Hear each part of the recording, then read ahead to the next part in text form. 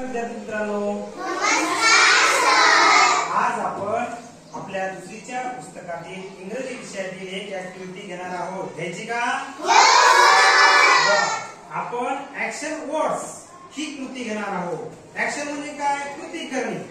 तर त्याच्यामध्ये काय करायचं, एका मुलाने त्या ऍक्शनचं कार्ड दाखवायचं आणि ते वाचायचं आणि त्याचा सोबतचा जो मित्र असेल त्याने ती ऍक्शन करून करायची. समजलं का?